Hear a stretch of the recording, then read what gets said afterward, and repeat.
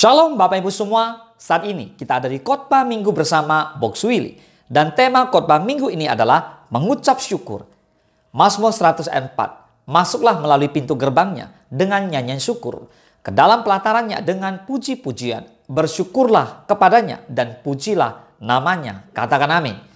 Saudara, sebagai seorang Kristen sejati, seharusnya memiliki hati yang senantiasa berlimpah syukur. Katakan amin. Nah, kata senantiasa berarti di segala situasi. Bukan hanya saat-saat tertentu saja, saat diberkati, saat dalam keadaan baik. Tapi dalam keadaan duka, dalam keadaan tidak baik, kita harus tetap mengucap syukur. Nah, mengucap syukur ketika keadaan sedang baik dan enak, itu mudah dilakukan. Tapi pertanyaannya, bagaimana bila keadaan berbanding terbalik dengan yang diharapkan? Masihkah kita bisa mengucap syukur kepada Tuhan? Nah saudara, firman Tuhan berkata, 1 Tesalonika 5 ayat 18, firman Allah berkata, mengucap syukurlah dalam segala hal, sebab itulah yang dikehendaki Allah di dalam Kristus Yesus bagi kamu. Tuhan menghendaki kita mengucap syukur dalam segala hal, katakan amin. Oleh karena itu, Rasul Paulus menasihati di Kolose 2 ayat ke-7, hendaklah kamu berakar di dalam Dia, dan dibangun di atas Dia. Hendaklah kamu bertambah teguh dalam iman yang telah diajarkan kepadamu, dan hendaklah hatimu melimpah dengan syukur. Saya sering mendengar orang berkata seperti ini. Kita lebih mudah bersyukur ketika sedang bahagia daripada ketika sedang sengsara. Nah, pada umumnya memang begitu kan? Namun, tidak jarang saya menemukan juga situasi yang jujur ya, memalukan. Bahkan dalam keadaan yang seharusnya membahagiakan pun, banyak orang yang tidak bisa bersyukur. Contoh, kita lihat ada orang yang di meja makan nih, sudah tersedia hidangan yang sangat enak, sangat sehat, sangat luar biasa. Namun, saya melihatnya biasa-biasa saja. Ada orang yang mengatakan bahwa ya itu makanan biasa saja. Mungkin dia sudah hampir setiap hari menikmati seperti itu. Malah iri ketika melihat ada teman di Facebook memasang foto sedang menikmati sajian lezat di restoran mewah. Nah kita lihat. Kisah dalam Injil Lukas 17 ayat 11-19 meneguhkan kecenderungan tersebut. Ada 10 orang kusta mengharapkan kesembuhan. Yesus menyuruh mereka mendatangi imam. Dan di tengah jalan mereka ditahirkan.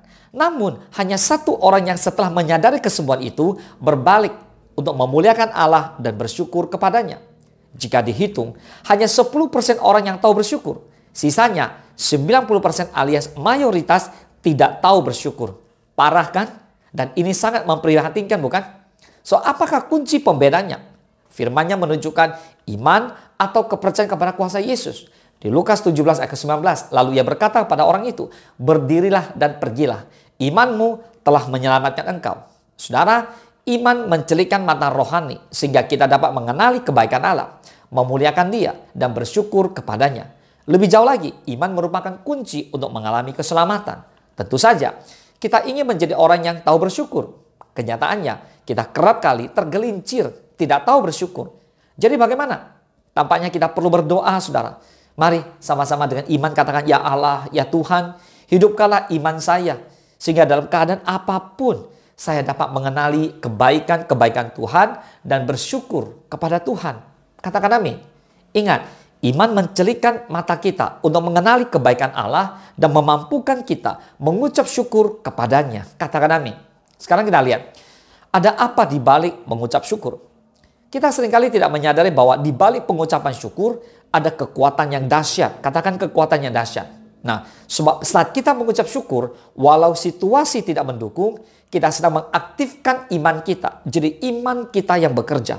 Tuhan pasti turut bekerja untuk mendatangkan kebaikan bagi kita. Roma 8 ayat 28. Karena itu tidak ada alasan untuk tidak mengucap syukur kepada Tuhan. Amin. Namun kemampuan untuk bersyukur di segala keadaan itu datangnya daripada Roh Kudus, saudara. Jadi mengucap syukur adalah tanda Roh Kudus bekerja di dalam kita. Oleh karena itu, bukalah hati dan undanglah Roh Kudus untuk masuk di hati kita. Ia akan membantu kita dalam kelemahan-kelemahan kita. Kekuatan Roh Kudus tidak bisa dikalahkan oleh kuasa apapun yang ada di dunia ini. Katakan amin. Sekarang, bagaimana jika kita tidak bisa mengucap syukur? Tidak bisa mengucap syukur artinya kerohanian kita sedang bermasalah. Sebab pandangan kita hanya fokus pada apa yang terlihat. Firman Tuhan menegaskan bahwa hidup kita adalah karena percaya, bukan karena melihat. Nah, mampu bersyukur adalah bukti orang mengimani setiap janji-janji Tuhan.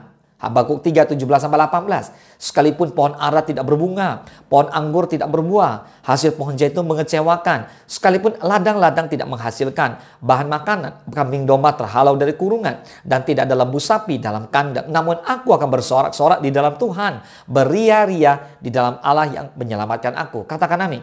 Lihat, meskipun tampak mengecewakan dan tidak ada harapan, Habakuk memilih untuk tetap mengucap syukur. So, seberat apapun keadaannya, tetaplah bersyukur kepada Tuhan. Karena Tuhan sanggup mengubah yang buruk menjadi kebaikan bagi kita semua. Yang percaya dan setuju dengan saya, kita katakan amin. Filipi 4:6 berkata, janganlah hendaknya kamu khawatir tentang apapun juga, tetapi nyatakanlah dalam segala hal keinginanmu kepada Allah dalam doa dan permohonan dengan ucapan syukur.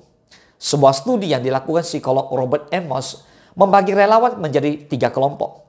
Masing-masing kelompok diminta menulis jurnal mingguan. Satu kelompok menulis 5 hal yang mereka syukuri. Satu kelompok lagi menggambarkan 5 hal yang mengganggu mereka sehari-hari. Kelompok terakhir menulis 5 peristiwa yang berdampak kecil pada mereka. Hasil penelitian mengungkapkan bahwa para anggota kelompok yang bersyukur merasa jauh lebih baik mengenai kehidupan mereka, lebih optimis tentang masa depan, dan melaporkan lebih sedikit masalah kesehatan. Jadi, mengucap syukur sanggup mengubah cara kita memandang kehidupan. Mengucap syukur bahkan dapat membuat kita lebih berbahagia.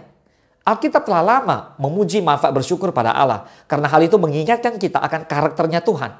Kitab Mazmur berulang kali menyerukan umat Allah untuk mengucap syukur kepada Tuhan. Karena Tuhan itu baik, kasih setianya untuk selama-lamanya, dan kesetiaannya tetap turun-temurun. Mazmur 105.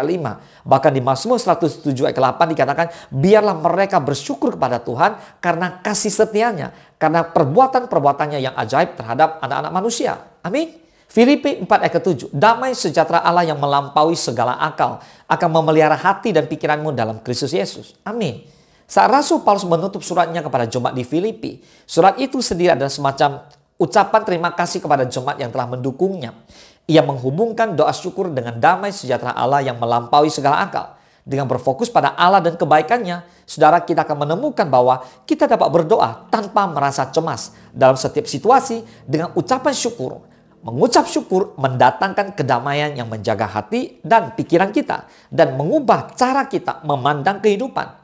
Hati yang dipenuhi rasa syukur membangkitkan jiwa yang penuh sukacita. Katakan amin. Lihat, saat Daud berada di dalam gua Adulam bersama-sama dengan orang yang bermasalah, ia mendapatkan pewahyuan tentang kebenaran dari ucapan syukur. Maka orang-orang bermasalah itu Tuhan mengubah mereka menjadi jenderal-jenderal perang yang mengikuti Daud, yang bersama-sama dengan Daud begitu luar biasa.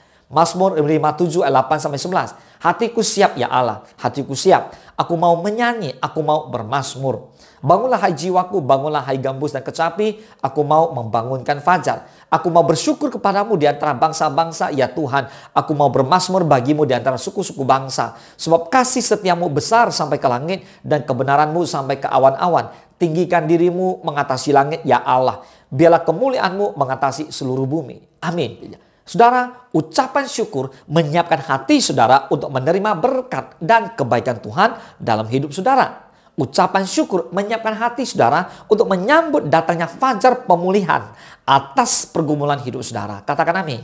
Daud menulisnya dalam kitab Mazmur tentang kuasa ucapan syukur ini. Di saat Daud mengalami pergumulan berat dalam hidupnya, bersama-sama dengan orang yang bermasalah dalam hidupnya. Nah saudara, lihat, kita belajar dari Daud yang ada di Gua Adulam, di mana dengan mengucap syukur segalanya berubah. Mengucap syukur adalah skill atau keterampilan. Oleh karena itu, mengucap syukur harus kita latih, harus kita lakukan, harus kita praktekkan. Katakan amin. Nah, mengucap syukur adalah skill atau keterampilan.